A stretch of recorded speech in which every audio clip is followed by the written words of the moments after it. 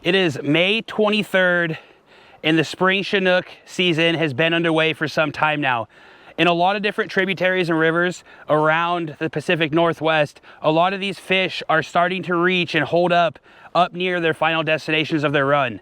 A lot of these fish are in primo holes to get caught, like the one behind me right here on one of my home rivers where I grew up when I was a kid. In today's video, welcome back to another Walking on Water tutorial, of course, we are gonna talk about how I fished for spring Chinook on one of the Umpqua rivers down here in Oregon. And we're gonna go over the bobber setup for spring Chinook in some of these deeper holes and exactly how to set that up. Stay with us, guys. Let's get into it right now. All right, guys, so first things first. Now, a lot of people like to use a 9/9 rod, a 10-foot rod. This is a Walking on Water custom rod, and so I've been fishing every salmon breed with it, and it's actually a shorter rod.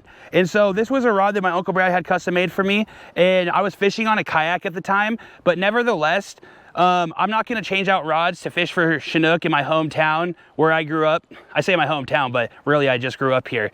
I haven't been back here in 10 years, but it's an amazing place to fish for spring Chinook, guys. And so I have a shorter, heavy rod right here with an inline level line reel. I have 50-pound braid on the main line, and my leader is gonna be, of course, P-line 30-pound fluorocarbon, and that's how we're gonna go about this setup here today. All right, guys, so first things first, you're going to need a bobber stop like so, and I have a Bumac 2-ounce bobber right here, and that's what we're gonna use right now. Okay, so first things first, you're just gonna simply grab the bobber stop and you're gonna feed it on your line. Now, a lot of people opt in to tie a blood knot with their leader itself so that bobber slides up and down the leader. But in this specific instance, I know how deep the hole is and I'm only gonna fish it at one depth. And so I'm not gonna be doing a lot of adjustments here today. So I'm gonna go ahead and opt in to just go ahead and attach the bobber stop itself to the braid itself. But if I didn't know the depth of the hole and I was really searching for that depth and I was gonna be making a lot of adjustments where I'm covering a lot of water up and down the river system, I would honestly tie about a 10-inch leader on here and I would blood knot it to my braid and I would utilize the bobber stop on that 10-foot of line so it can slide up and down a little bit easier than on the braid. But today we're just gonna put it on the braid. So we're gonna slide it on like that, and then we're just gonna tighten that bad boy down, just like so. Since I am using a bigger bobber and a bigger setup, I'm gonna throw 2 bobber stops on the braid really fast, just so I don't get any slip. Okay, so there's that.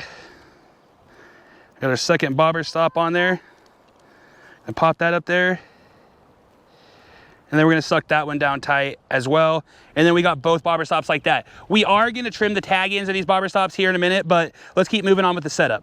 Next thing you're gonna need is a little bead like so. I think 5 mil or smaller will work just fine, guys. And we're just gonna feed that on the line up to the bobber stop. Just like so. Then we are gonna take our Bumac and we are gonna grab the line and we are gonna simply just slide it just like that. Slide your double bobber stop up. We'll tighten that down here in a little bit. And then a lot of people don't run it this way, but I'm gonna run it this way. I'm just gonna take a 3-way swivel just like this one right here. Nice little 3-way swivel. And I'm just gonna tie it to my main line. And this is gonna make our setup just super simple and super easy. And kind of versatile in a sense because you can change out the weight system really fast. So we're just gonna do a standard fisherman's knot, just like that, put it through the freaking eye and just suck it down. Again, hashtag don't overcomplicate your knots. Then what we're gonna do for our weight system, guys, is just a little duo lock snap, just like this one right here. Gonna pop that bad boy open all the way. And we are gonna run it on the middle of that 3-way swivel, just like so. And then lock it down. And then we're just gonna clip our weight to that, okay? Then guys, our hook selection for our leader, we're gonna run about a 3-foot leader. And so I'm just gonna grab my leader like so. I'm gonna grab it in my hand and I'm gonna go right to the middle of my chest. And this is gonna be about how long my leader length is going to be for us here today. It's about 3 feet, one of my arm spans. And the hook size is a Gamakatsu Big River Bait Hook size 2. And we're just gonna simply tie an egg loop knot into the hook itself. So Put it down through the eye just like so. And in this case, we're gonna put it back up through the eye just like so. And then we're gonna make 5 wraps on the line. 1, 2, 3, 4, 5. And then we're gonna pinch that off. And we're gonna grab the tag end, and we're gonna simply put it back down through the eye again. And then we're gonna pinch that against the shaft. And then we're gonna do another 5 loops. 1, 2, 3, 4, 5, just like that.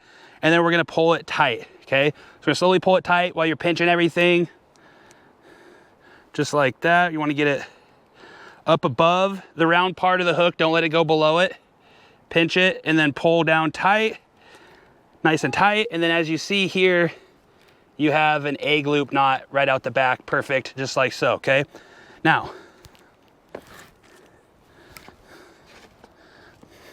again, guys, 3 feet, I'm grabbing the hook. It's right in the middle of my chest. So I'm gonna trim my tag right there. Make sure you guys pick up all your tag ends off the side of the river too, guys. Don't leave that trash down there for somebody else to clean up. And then we're gonna go back to our 3-way swivel. And we're gonna simply, again, fisherman's knot this onto the line, 8 wraps.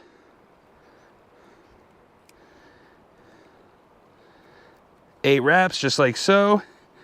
And then we're gonna suck it down. Make sure you wet your knot. And then we are going to trim the tag in. All right, guys, and then for this particular hole, we're just gonna grab a 3-ounce weight right here.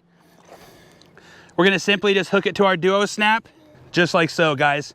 And then right here, so again, we have our bobber stops all the way up top, down to our bead, down to our bobber itself, down to our 3-way swivel with our duo snap on it with 3 ounces on it, down to our 30-pound leader fluorocarbon with a size 2 Gamakatsu Big River bait hook tied into a bait loop knot. If you guys want to learn how to tie up that bait loop knot, go over to my channel, Walking on Water, and you guys can get an in-depth version on how to do that there as well, a little bit closer up.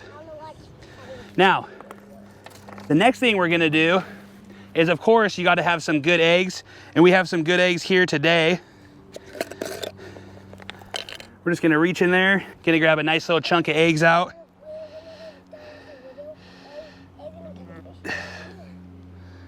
Just like so, get that eggs nice and balled up on there.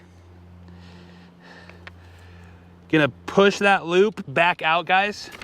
Push that loop back out. Go around the loop, the ball of eggs, just like so. And you're just gonna suck it down tight, just like that. Now you have a nice big ball of eggs ready for a Chinook to come up and just whack, okay?